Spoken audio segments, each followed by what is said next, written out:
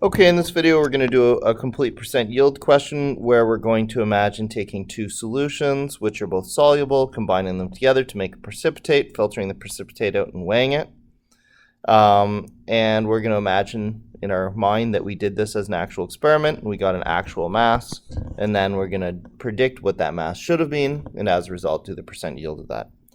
So lead nitrate is reacting with potassium iodide. You may have done this one. This is that one that forms that bright yellow precipitate, making lead iodide. That's our solid precipitate. All the rest of these guys are aqueous. And potassium nitrate. Now to balance this, I need 4 of these and 4 of these. So now my nitrates and my iodines are balanced, and I'm good to go here. I have a 200 milliliter solution of 0.5 molar lead nitrate, so I'm going to go and find my moles here. Concentration equals moles over volume, so 0.5 molar, and a 0.2 liter volume of that solution. 0.5 times 0.2, I don't know why I'm doing this, 0.1 moles. And then I have a 300 milliliter solution. That again,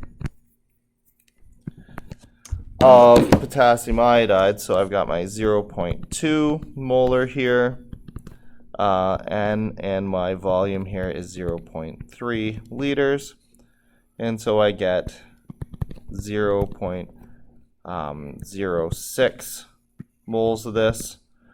I actually have less of this, and I need more of it for the recipe, so this I don't have to do anything here. I can just see that that's my limiting reagent. See, I need 4 of these for every one of these, and I already have less of it, so that's going to run out first.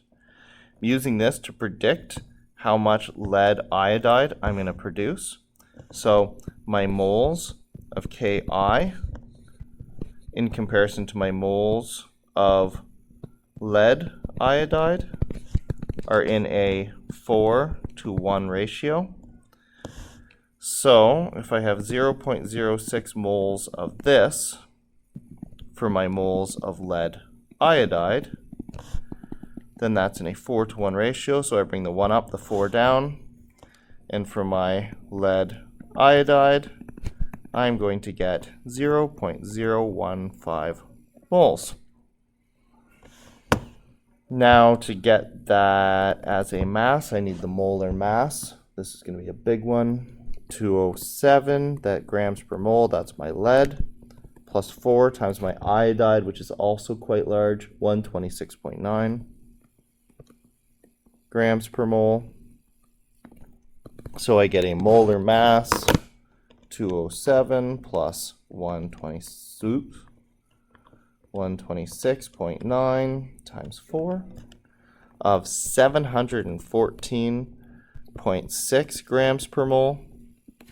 So my moles is equal to my mass over my molar mass, or 0.015 moles is equal to my mass divided by 714 grams per mole. And multiplying those out, I predict a mass of 10.7 grams. So this is my predicted theoretical mass. My actual mass was measured to be 2.5 grams. So my percent yield is my mass from the actual experiment divided by my mass from my theoretical.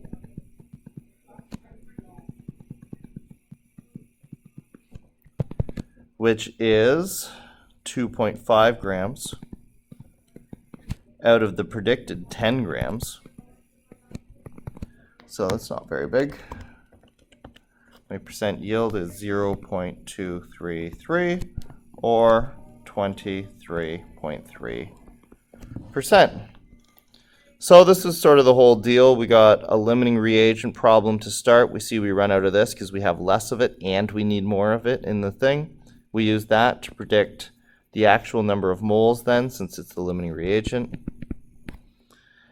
With that number of moles, we get a molar mass. We use that to get an actual predicted mass. And then we can compare what we predicted should be the mass to what we actually got in the experiment to get a % yield.